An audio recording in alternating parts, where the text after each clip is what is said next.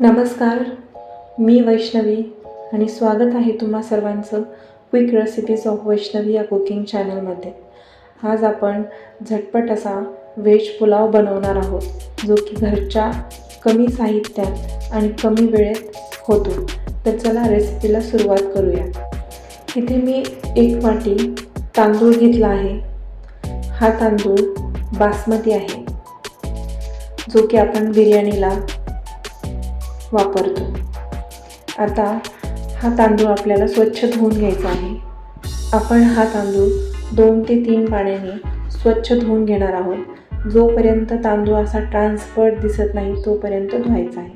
आता मी 10 ते 15-20 मिनटं त्याला भिजत घातला आहे. तोपर्यंत मी सर्व भाज्यांची चॉपिंग करून घेतली आहे. आता मी लगेच कुकरमध्ये व्हेज पुलाव बनवणार आहे. तर मी कुकरमध्ये तेल घातलं आहे. तेल छान तापलं की त्यामध्ये जिरं, वेलची, दालचिनीचा तुकडा, 1 तेजपत्ता आणि उभा चिरलेला कांदा घातला आहे. कांदा छान परतून घ्यायचा आहे. गुलाबी रंगावर परतला की मग आपण त्यामध्ये टोमॅटो घालणार आहोत.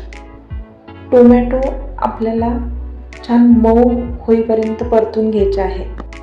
टोमॅटो छान परतला की मग आपल्या व्हेज पुलावला टेस्ट छान येते. आणि टोमॅटो लवकर परतावा यासाठी मी यामध्ये थोडंसं मीठ घातलं आहे. मी पूर्णतः मीठ घातलेलं नाही आहे. मी फक्त टोमॅटो आणि कांदा छान परतून निघेल एवढंच त्यामध्ये मी मीठ घातलं आहे. आता मी इथे फरसबी जी छान बारीक चॉप करून घेतली होती ती घातली आहे. बटाटा, गाजर आणि मटार व गोबी हे छान आता आपल्याला परतून घ्यायचं आहे. तुम्हाला आवडतील त्या भाज्या तुम्ही यामध्ये घालू शकता. आता हे छान परतून घ्यायचं आहे. यामध्ये कच्चापणा ठेवायचा नाही आहे. आता मी इथे तिखट घातलं आहे. त्याचबरोबर मी इथे थोडीशी हळद आणि 1 चमचा मी इथे बिर्याणी मसाला घातला आहे.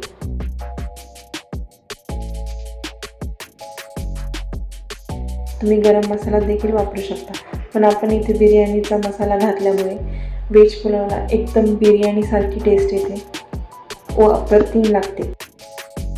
आता मी 2 ते 3 मिरच्या खोडून घातलेल्या आहेत आणि आलं लसूण पेस्टलेला त्यामध्ये घातला आहे. मी जो तांदूळ भिजत घातला होता, आता आपण लगेचच भिजत घातलेला संपूर्ण तांदूळ आपल्याला या परतून घेतलेल्या भाज्यांमध्ये मिक्स करायचा आहे. आणि छान मिक्स झाला की मग आपण थोडंसं पाणी त्यामध्ये घालणार आहोत. आता मी इथे चेक करते किती पाणी लागणार आहे. आता मी 1 वाटी तांदूळ घेतला होता, तर आपल्याला 2 वाट्या पाणी लागणार आहे. तर मी इथे पाणी वगैरे सगळं टाकून घेतलं आहे आणि आता मिनिटभर याला थोडंसं हलवून घेते. छान उकळी यायला लागली की मग लगेच आपण कुकरचं झाकण लावून 2 ते 3 शिट्ट्या काढून घ्यायच्या आहे.